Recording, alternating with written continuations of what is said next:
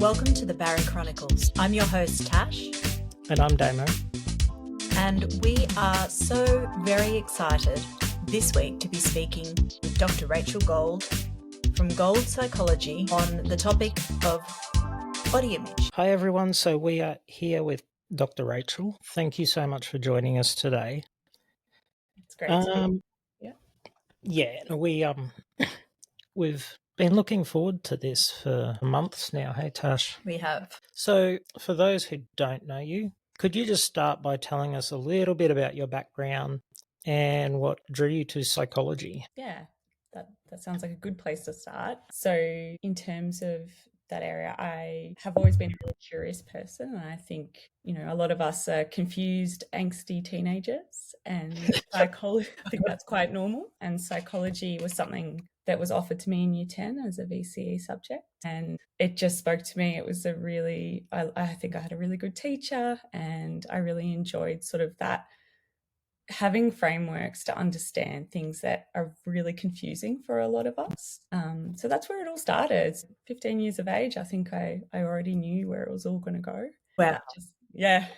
It's wild when you think about how young you are at 15, but it's held for 25 years.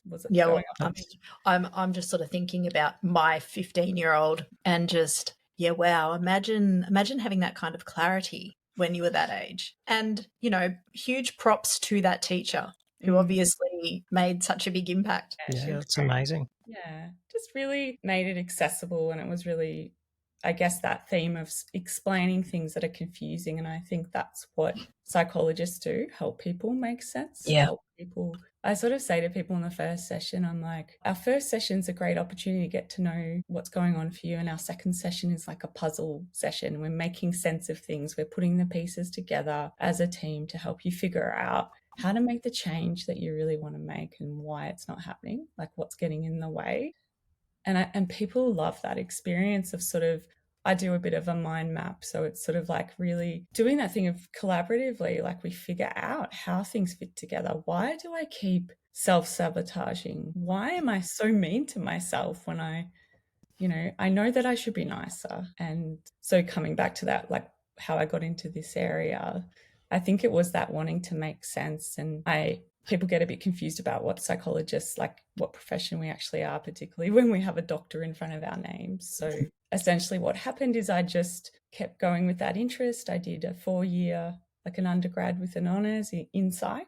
Then I took 2 years to recover from... Got some psychology.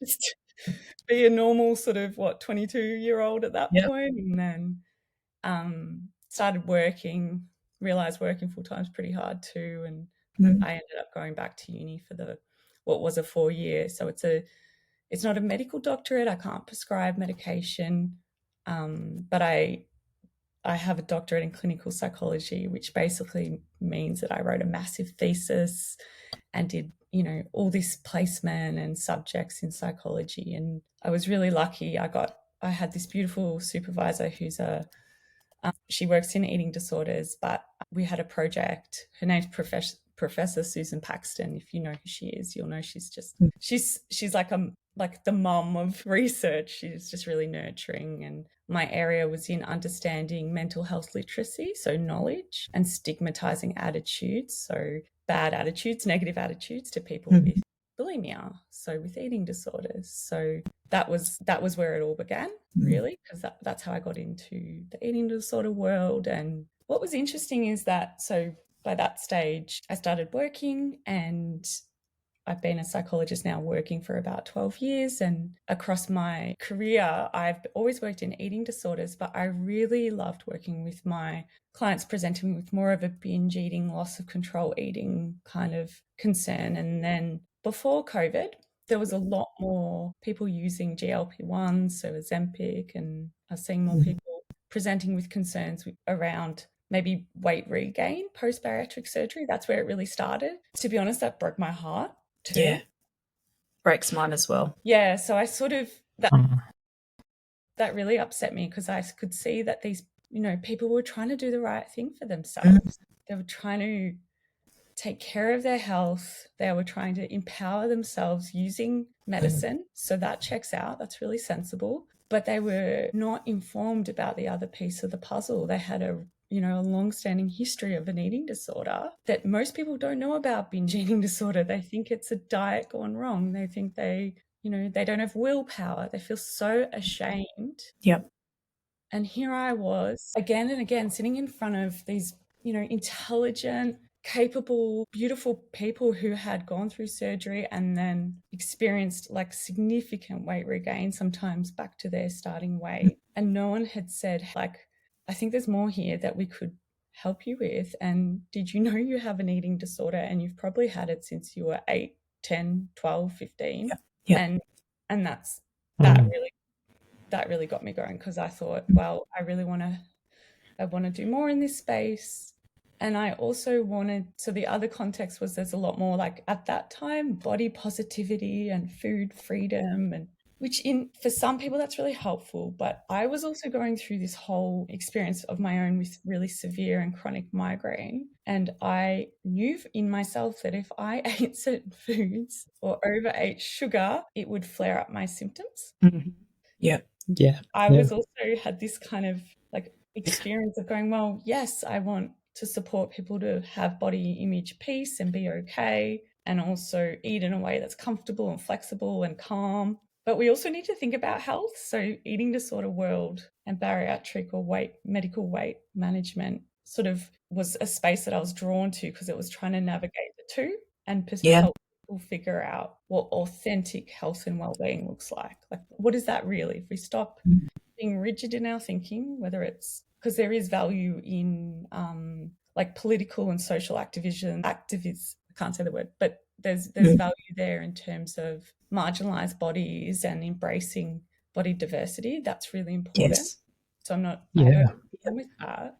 But my concern is we also need to think about the fact that higher weight isn't benign for some people. Yes. Contributing to poorer health outcomes. So how do we empower people to optimize their health without without causing them harm and developing an eating disorder, but also without perpetuating the health problems associated with increasing weight? It's really complex. It is such tricky. It is such a tricky space. I know for me, I can look back to my childhood. I know exactly when disordered eating took a hold of me in my, and I was actually a preteen when that happened for me. And then I went through, so much as we do, going through our teen years and into my early 20s. And I remember being so incredibly angry that I couldn't I wanted to just live my life, be acceptable at the size that I was, and I didn't want comments about it. And then as I got older and older, my health challenges started to worsen. And I was then very, very conflicted, because I didn't ever want to perpetuate the kind of a mentality that says you must be a certain size, because I believe that we can be healthy and well at all sizes, but it was about the health. It was about the health outcome, and how do I manage how I feel about my dwindling health at the size that I am without doing something about the size that I am. Yeah. So it was very, very complex for me. I found it so hard mentally to be able to go, okay, well, I guess I'm going to need to lose weight. What if I trigger myself to start on those behaviors that I used to have again? It was a lot. Yeah. But Tash, that's the sort of journey and story I hear all the time. Like, if you're some people aren't always at that level of realization, but it's that, how do I navigate this tricky balance or dilemma between I want to pursue health promoting behaviors and, safe, sustainable weight loss, but then how do you do that without creating all or nothing thinking or exactly obsessiveness, And then for me, like if you add in having like an autoimmune condition, so I have celiac disease, and then if you add in the fact that I have dumping syndrome as well, and I have reactive hypoglycemia, and so you start adding on all of these other things that cause, in my situation, I have to avoid gluten, I have to avoid high carbs. So suddenly you just by virtue of the fact that you have these conditions, you must do certain things with food. I was very frightened that I was going to develop certain behaviors. I didn't, thankfully, but I was, worried about it for quite a while. Wasn't I, Damo? Yeah. Yeah, it's sort of, you don't, I guess maybe also too, it's not that you arrive at a place where it's all perfect and sorted, but it's being aware that you have these vulnerabilities too, and knowing in the puzzle of Tash that there's certain spaces in your mind that you could go to from your experience, and knowing that there's sort of almost like with a bowling alley, like you have your bumpers on, you're like, okay, I really need to maintain, flexibility in these areas. Otherwise I can go down, and I'm not presuming to know your experience. I'm just thinking, No, I know that. a lot of my clients, like, they know that if they could go into that path of real black and white thinking, and that sets off this whole cascade of, restriction, and then bugger it, I've had the snacks, I'm just gonna blow it tonight. Like, so we have to figure out this unique kind of pattern and puzzle, which is you. And we're all ultimately, like, there's guiding parameters, there's theoretical frameworks we can draw on, but we also have to be person-centered and figure out what's going to work for you specifically and where you're at with your history. That's right. That's why it's so important to have a relationship. In my case, it was very important for me to have a relationship with my psychologist, because they were able to help me understand how to do all of that, because it's a lot. It's a lot. And we all have our lives going on in the background as well. It's not just our bariatric self that we're thinking of. It's all of the different things and how everything intersects and intertwines, and it becomes overwhelming. Sometimes it's just so good to have somebody that's not in your actual brain to say, hey, how about we put that there, and we'll put that there, and we will be okay. Yeah.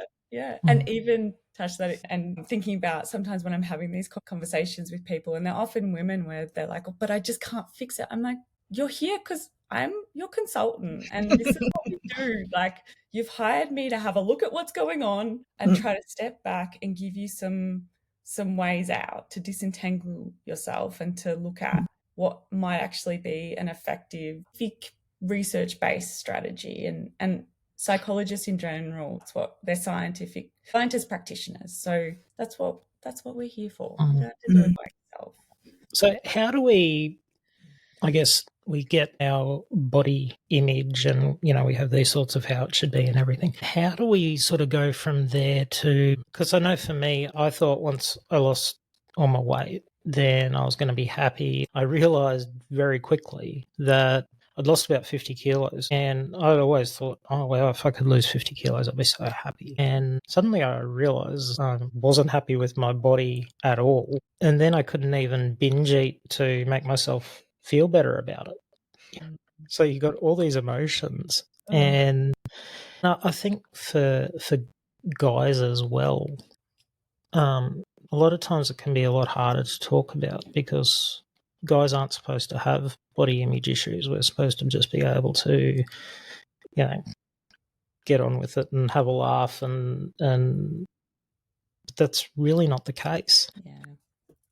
It's so many, you've touched on so many things, Damo, and I think just even the fact that men don't have these difficulties, or anyone of any gender doesn't have these difficulties. Like, we know that binge eating disorder specifically affects both genders, and that's just the research affect like the same amount. And we also know that body image concerns and distress is quite normative for most people. So it's completely normal as blokes, and particularly with this muscular ideal and how marketing pressures everybody. I think it's really harder and harder for blokes to manage how they feel about themselves, because there's so many more expectations and pressure, coupled with that toxic masculinity about they're weak if they show emotion. So it's even tougher. And I know when I work in a general setting, when I've worked sort of alongside my eating disorder work, I'll see men with body image concerns and disordered eating far more frequently because they won't seek help specifically for that due to shame and other barriers and lack of knowledge. But if we come back to body image and that experience of, again, trying to solve a problem with a fix, with a solution, which I don't think that's silly, right? Like it is logical. So if I feel unhappy about my body, well, if I get surgery and my body changes, then that should deal with the issue. That should make things better. Like that I can understand that train of thought. And unfortunately, when we don't know better or we don't understand what body image actually is, we're going to be faced with some real issues, because body image isn't just about your physical form and shape and mass. It's actually a very complex kind of construct, and it involves our emotional relationship with ourselves, how we kind of perceive and see ourselves, how our body functions and how it feels. It's about how other people in our world relate to us based on our body. It's culturally shaped as well. There's different ideals and things based on different cultures and ethnicity. And all of that informs our body image. So if that's the case, losing weight isn't necessarily going to be sufficient. And in fact, it can be a very grief-stricken process to realize that, oh, I've lost 50 kilos, but I still feel this way. And it's actually can be, so I guess in for the general population, it's sort of about understanding that and unpacking that and helping people work out what they were trying to feel by losing weight, what it actually means, what body image is standing in for.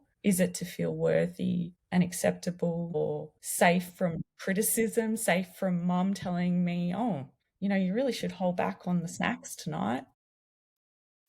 Or and people who have undergone medical weight loss processes, particularly bariatric surgery, it's amplified by, loose skin or Oh, yes, it is. Yes, it is. Because people don't really, but I would say even having scars, even the people believe that their chronic pain will be fully resolved from surgery, and there can be definitely positive changes in those areas, but it's not this magical destination where you arrive and everything is calm and you're happy and you feel loved and worthy and your body's strong and perfect. Like it's okay. It's not, even if you haven't articulated what you're hoping for, I think a lot of people unintentionally have a fantasy about what will happen. Oh, I did. I have this really, really vivid memory of imagining my head on a new idea model's body. And I vividly remember thinking, yeah, wow, won't that be awesome? That'd be so great. Yeah. Not realizing that losing 100 kilos was going to mean that every part of my body went south. I mean, I've had some plastic surgery on the front of me, but the back of me looks like a Shar-Pei. And that's just my reality. And it wasn't the magical fix that I thought it was going to be, but that didn't happen until I stopped hating myself, loathing myself for things that were completely not related, particularly to my size. And so complicated. It is, and it's normal for humans. Like, we sort of almost look for if then everything will be better, like this idea of 100% destination. Like, once I lose weight, and what is that actually standing in for? I'll be able to date, I'll be able to, go for a job that I wanted, I'll be able to, feel it, I will be able to accept myself. Like, I don't know if you think about your experience, Damon, what you thought. Yeah. Well, I thought I would be pain-free because that's what I'd always been told. If you weren't so big, you wouldn't be in as much pain. Your back would be a lot better. And I realised over time that that was what a lot of the specialists would say, because they didn't actually have an answer, and it was easier to blame me for the pain that I was experiencing than actually, let's look into this and do something about it. And, I had my first back surgery once I'd lost that 50 kilos. And when you're told that, you're going to be pain free, and then suddenly you're emailing surgeons at midnight because you can't sleep, it really, it's like, so I had surgery. Now I'm in a worse position and I still can't eat to make myself feel better about it. And it was a long journey to just come to terms with that. Yeah. And that's not like, I think people tend to blame themselves. And what you're talking about is that health practitioners and medical practitioners, like, there's still people there is limitations in science and chronic pain management and pain. That's a huge complex area that intersects so many different things. Pain is not a stimulus response thing. It's not just a 10 units of stimulation equals 10 units of pain. It's affected by central nervous system sensitization. It's affected by our own thoughts. It's actually really, really multifaceted. And to say something like that is so simplistic to a client, to a patient. And it also then fuels shame. Well, if that's science, then I must be wrong, or I must be broken. And then you don't have the opportunity to maybe process that. And if you haven't got those skills to cope with those big feelings, and your valid coping strategy of food has been ripped away, that's huge. That's huge to work through. And, I guess what we want to understand is that surgery and weight loss can make positive changes for people in all sorts of ways. And at the same time, we need to understand that it's not going to fix everything. And sometimes there's this framework for body image that I think can be quite useful, which is body image grief. So it's using Kubler-Ross's framework of grief, which is sort of like denial, shock, anger, bargaining, sadness, and then acceptance. And there's a woman in the US who talks about this. She's not, maybe her work's a little bit, might not relate to the bariatric community as well, because she's a bit more eating disorder and not necessarily got some positive views of surgery. But essentially, and I'll give you that information, but essentially working through that grief and loss around expectations and validating that experience, but also coming to a place of acceptance and empowerment where you can still build a positive relationship with your body, even if you don't love it, even if, you know, want the back situation, or like, this is what I say to my younger clients. I'm like, I understand that you believe that having this perfect body will help, but once you master that, then what? You're going to age. That's right. I hate to tell you, Yeah. but things do go south as you get older, regardless. Genetics can protect some of that, but like, we're all going to get wrinkles. We all get sun damage. All our health it becomes more complicated. That's right. You never arrive. You have to work through it. And wow. It's a sort of realizing just now how much our perception of what a healthy body should look like. There's so much to it. It's not just a simple, you just need to be happy in the skin that you're in. So much affects that. Yeah. And just going, okay, well, if you lose 30, 40 kilos, you're going to feel a lot better about yourself. Hopefully, yes, you do. But, But possibly not. But possibly not.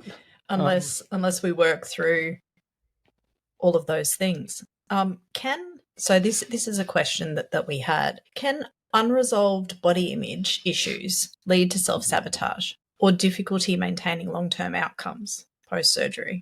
I think you would have heard this, and I guess definitely, and if we think about, there could be multiple pathways for that. So the first thing that I would consider is that pathway of kind of how you relate to yourself about that. If you sort of have this expectation that you'll feel better, and then you have this sense of failure or shame. What's wrong with me? I even had surgery and I can't get it together, or nothing's going to work, or I'm hopeless, or or maybe I need more, maybe I need to do more, like more pressure. So shame is collapsing and despair is collapsing. So that might drive sort of turning to food or giving up on like a kind of a health promoting bariatric lifestyle. And if you're feeling anxious and stressed, sometimes people sort of turn to more of that perfectionism over controller, like, well, I need to do more and more and more, and sort of boom, crash. So you can see sort of oscillations in behavior, and all of that directly translates to long-term, well, body weight and body functioning stability, but also your mental health and your relationships. So yeah. I kind of I look at my own journey since my surgery, and it's kind of like a choose your own adventure book. You know, like I can see these signpost moments where I went on the good path.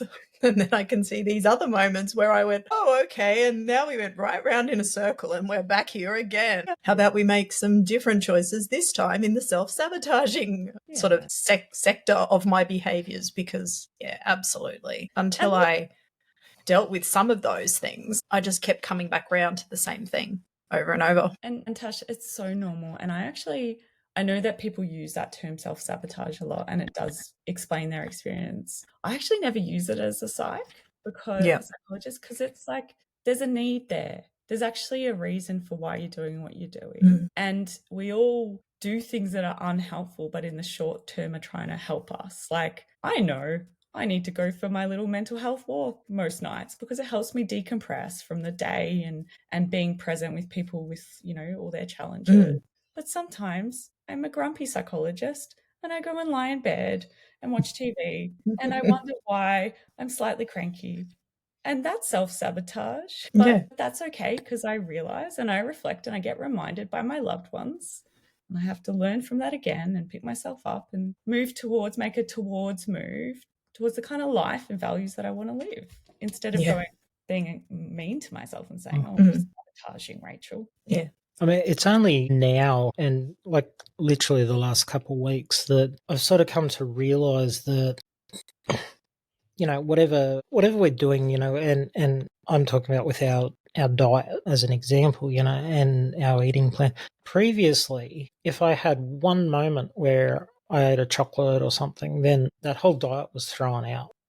And it was like, oh, I've wrecked that now. And I'd go back to, just because we have a moment where I prioritize a Mars bar or something, it doesn't mean that I have to throw out the last 6-12 months of work that I've done. It just means that I had something that tasted really good, and it's okay to pick up again tomorrow and move on from that. And I just can't believe it's taken me, I'm coming up to 11 years post surgery, and it's taken me 11 years to realize that I don't actually have to feel guilty for having that chocolate or a can of Coke or something. It's actually okay. Dan, do you think it's one thing to say that we're okay with it, and another thing to actually feel okay with? Yeah, definitely. I would quite often I would be like, no, I'm okay with how I am, or I'm okay with how I'm eating. I'm okay.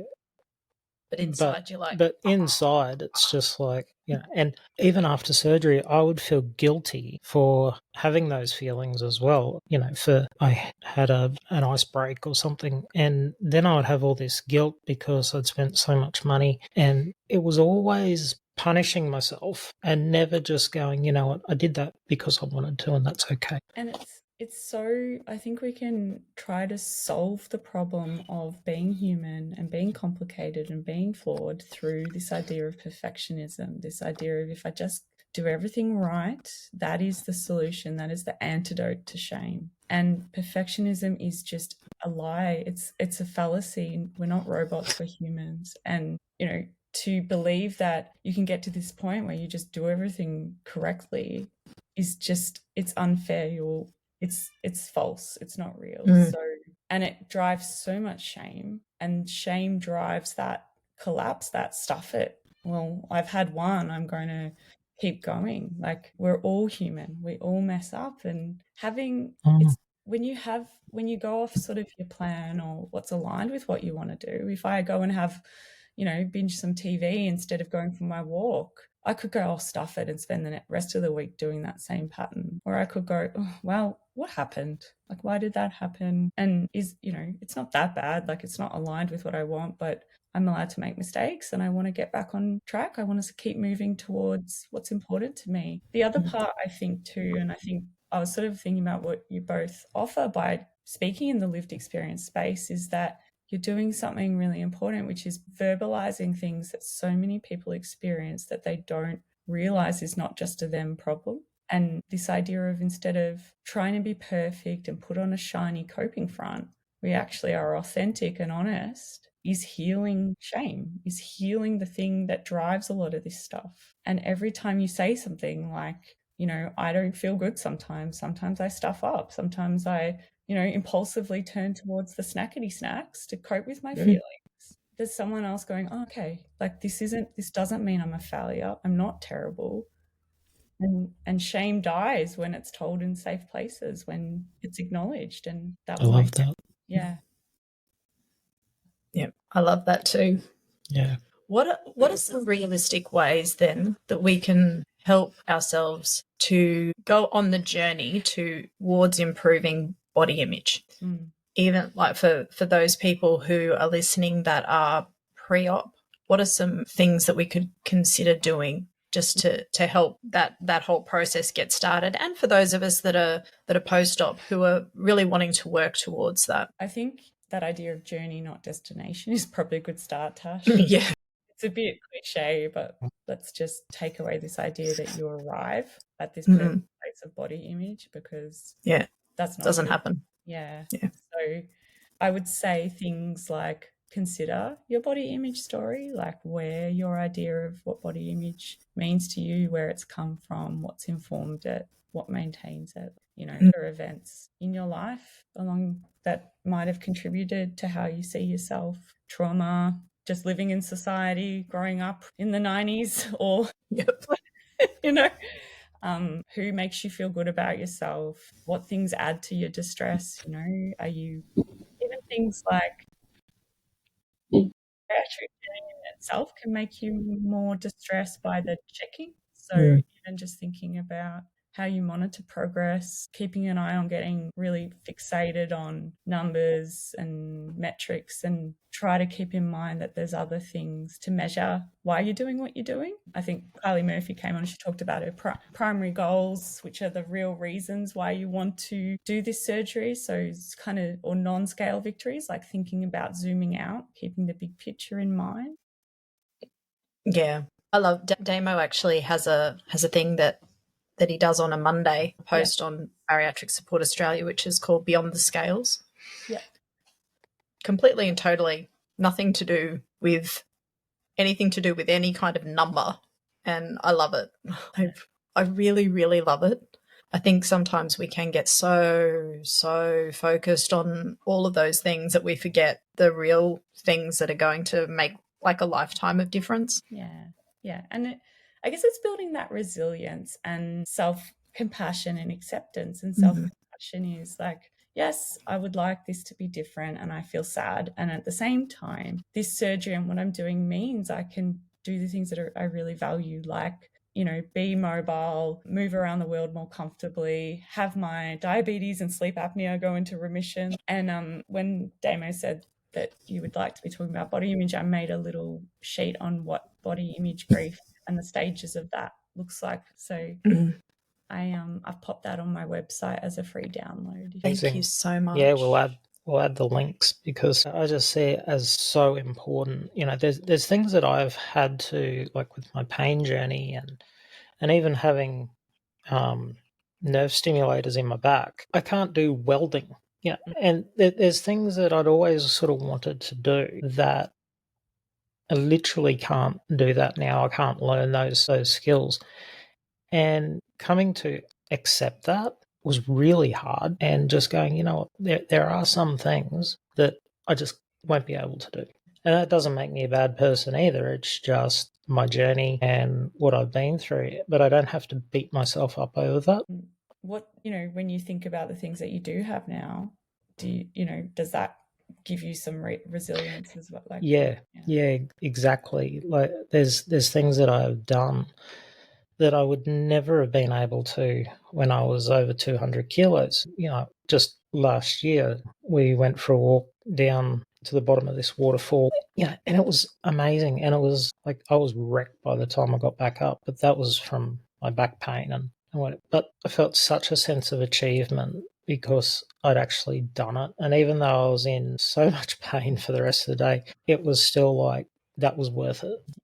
And it's that kind of having that gratitude or appreciation for everything that your body is doing as well. I guess that idea of, you know, your body isn't an ornament. It's a home. It's somewhere you live, and being able to enjoy what it can do, like take you out, you know, with loved ones on a walk in nature. Like that's really precious and something to try to savor and enjoy, and maybe counter some of those other complex feelings that are part of a human experience, really. Yeah, even just going with my daughter to her school, they do a Father's Day and a Mother's Day sort of breakfast, and for the first time I was able to go with our daughter, and she was just so excited, and just to be able to be part of that was worth all the pain that I've been through.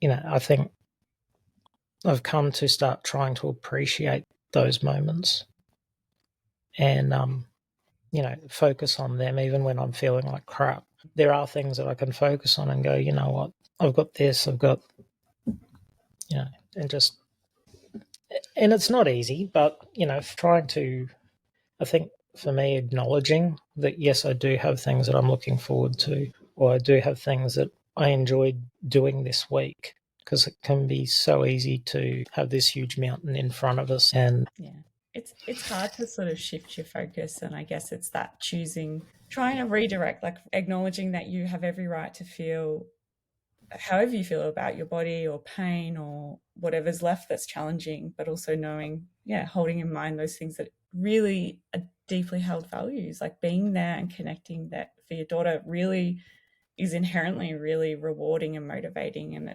it's something that you've been able to achieve by working on your health and well-being in a really authentic way as best you can. I think you've done a great job with it, Damo.